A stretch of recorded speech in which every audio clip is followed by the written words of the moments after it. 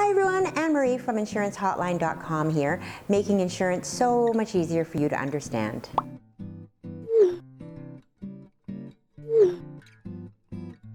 Whether you're an eager teenager or a newcomer to Ontario, gaining autonomy and independence is likely important to you. And part of that process might be to obtain your G1 license. With your G1 license comes certain limitations and restrictions. In Ontario, you have to be at least 16 years of age in order to apply for your G1 license. You also have to pass an eye exam as well as a written road test.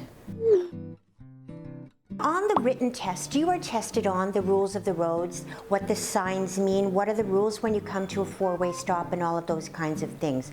The answers to a lot of the questions that will be on the exam are in the driver's handbook, which you can pick up from a Ministry of Transportation location.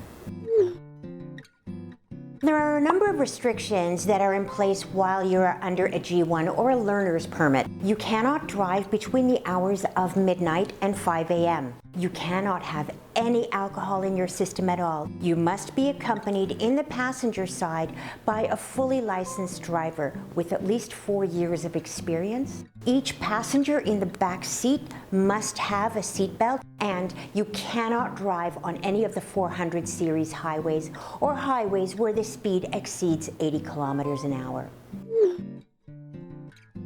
The penalties for breaking any of the driving restrictions under your G1 can range from a 30-day suspension plus fines to a higher suspension depending upon the seriousness of the infraction. If you have an infraction while under your G1 license, those infractions carry over for 3 years from the date of your convictions.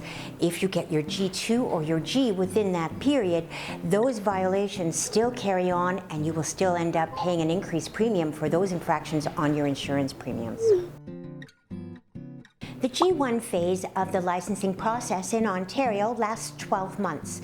You can, however, fast-track that to 8 months if you attend a driver's training course that is approved by the Ontario Ministry of Transportation. A G1 driver can buy a car, but they may not get an insurance company to insure that car. An insurance company requires that someone have a minimum of at least a G2 in order to be insured under a policy.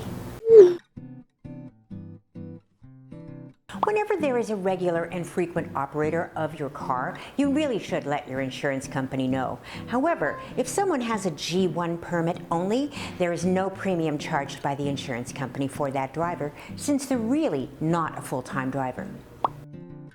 Have a question? Ask us on Facebook or Twitter using the hashtag AskAnneMarie, or visit InsuranceHotline.com for more helpful insurance resources.